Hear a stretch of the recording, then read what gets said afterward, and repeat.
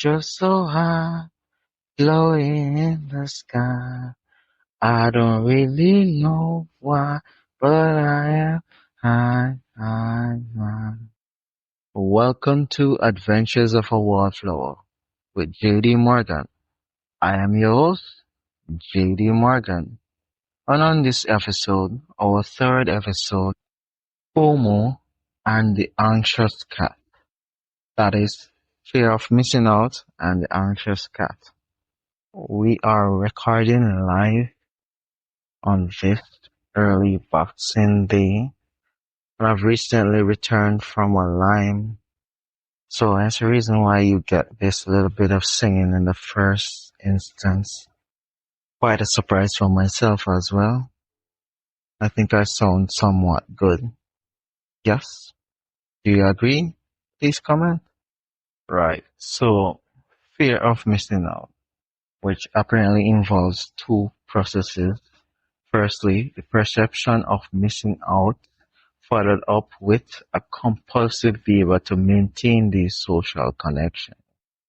So I think the reason why I came up with this title for this episode was the mere fact that previously I had actually had a fear of missing out on a lot of stuff, especially because of my anxious side. I now realize also my fear of missing out actually led me to actually miss out and stuff.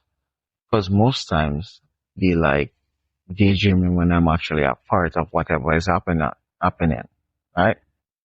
But before we delve into all of that, want to take me back to a embarrassing moment, embarrassing story, so to speak. And actually, the first time I gotten drunk in Trinidad, that was back in 2007. One of the first times I came to Trinidad. The first times I went to a club as well. Well, in Trinidad anyway. Yeah, I was out with a cousin, my older cousin. I only have two cousins here, but yeah. But then out with my cousin down south, drinking nice beers, having a good time. Then all of a sudden, I know we're heading back up. We're outside the club, and I'm like, pop, boom, pop. That's me on the floor, on the ground to be precise, on the asphalt, kissing it like I don't know what's happening, but I'm down. They got me in the car. Before I even going in the car, I hit my head on the door. We're going up on the highway. But I'm like, I'm hot, I'm hot, I'm hot. I need to pee, I need to pee, I need to pee. They stop there on the highway. They let me out. I'm like taking my time. Obviously, I think I'm moving faster, but obviously I'm moving very slow. I'm there taking my time. I relieve myself. People passing by shouting, what you doing? What you doing? I'm like, why don't you pay attention to what you doing driving on the highway? I really don't know what's happening. But I'm shouting, I'm hot, while trying to relieve myself. Ooh, that's gone. We're still driving up. Reaching home, should reach home, I jump on the floor once we're upstairs in the apartment. Oh, I'm knocked out for the next day. That was the first time I was actually proper drunk. Not a great experience, but still, they had something to laugh at. Right, so how I know I had a moment with FOMO was like within past year or so, I would lie with my buddies, Jason, Chris, and Carter. And every time I was not there, they would tell me some wild story. I'm like, shit, why didn't you guys call me? You needed to just shout, even if it was last minute. So I realized then that, yeah, I had a fear of missing out. And even before that, there are plenty of times that I would be, people would call me and say, hey, we're going to line, whatnot. And I'll say yes to it. And I mainly say yes to it most times because most times I don't really be outside anyway. So if It's better to be present rather than not be present and then hear, hey, this happened, that happened, this could have happened. But I also realized that in the moments that I actually make it out to these lives, in itself, I also missed out. And this is more so because of my anxious side. There might be something more to it, but there are times when I'll be lying and then I'll just be straight daydreaming into my own, like, a tunnel vision and all. Somebody would like stop me like, why are you so quiet? I honestly do not know, but it just happens. I really don't. And if I'm being honest, as this podcast is supposed to be honest, I've always felt like an outlier, not someone belong to the regular crowd, so to speak, because I'm always quiet, considered more of an introvert. But then I also anxiety.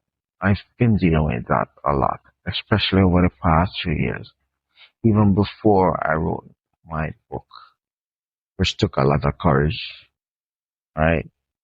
So right now I'll take this time to share a poem or a piece of a poem that I wrote and also explain it in a bit. This is it, called Quiet Thoughts. Quiet the thoughts that linger in my mind when I'm in a dark room searching for the light. If you could release your anger and find peace, knowing we all make mistakes, even from calculated risk, right? So this is always rapidly, my mind is going rapidly over and over the future, what's gonna happen, the unknown, even about the past. So this poem reflects this. Basically about quieting the thoughts that linger in your mind, especially in moments of darkness, can be a challenging yet transformative journey. It begins with acknowledging that it's natural to experience a whirlwind of emotion, particularly when grappling with mistakes or fearing them. To find peace, consider embracing mindfulness practices such as meditation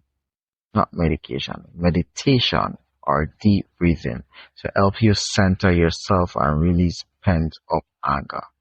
It's important to remember that everyone makes mistakes, even when they take calculated risks. These experiences are opportunities for growth and learning. By accepting this, you can foster self-compassion, allowing you to move forward with a clearer mind and a more peaceful heart, right? I would have learned some of these techniques from therapy. I do advocate for that. I've been seeing a therapist for anxiety and depression, especially in the beginning around 2019, 2020 when I had my back injury. You could read more about that in my book if you haven't gotten the copy as yet, which most of the poems that I've written are kind of based on that and unrequited love, so to speak, both myself and from others, right? And I would have mentioned that I've now recently returned from a Lime with friends. So please, again, accept my mistakes in this podcast. And at the end of the day, I said it's going to be very honest. I'm not trying to edit it too much because at the end of the day, as I'm saying, we all have some flaws, right? We're not perfect little beings. We make mistakes no matter how calculated they are, right?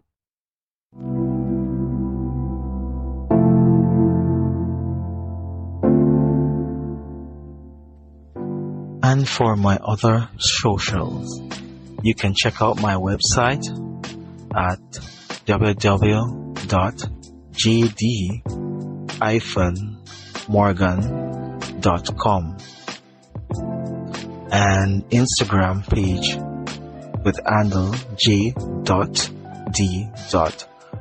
Morgan, Morgan underscore writes. As well as on Facebook, you could search for the profile J.D. Morgan. And I am also on TikTok as J.D.Morgan underscore writes. And if you read my book, kindly go to Goodreads and search for my author name or the book itself and give a review, a very honest review. Thank you.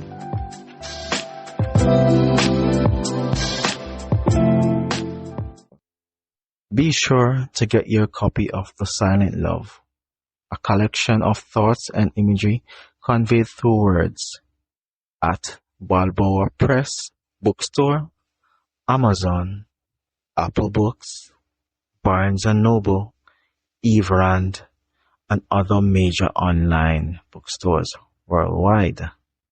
Additionally, my book is available ebook format, paperback, and hardcover. And for those located in Trinidad and Tobago, the paperback is available at Scribbles and Quills in Chaguanas and the Barrow Bookstore in Couva. And I hope everyone had a merry, joyful, and peaceful holiday. Merry Christmas to you all who support the staff. Happy holidays. Who doesn't? So we'll keep this week short-ish, and I hope you enjoyed this one, and you'll join me next week.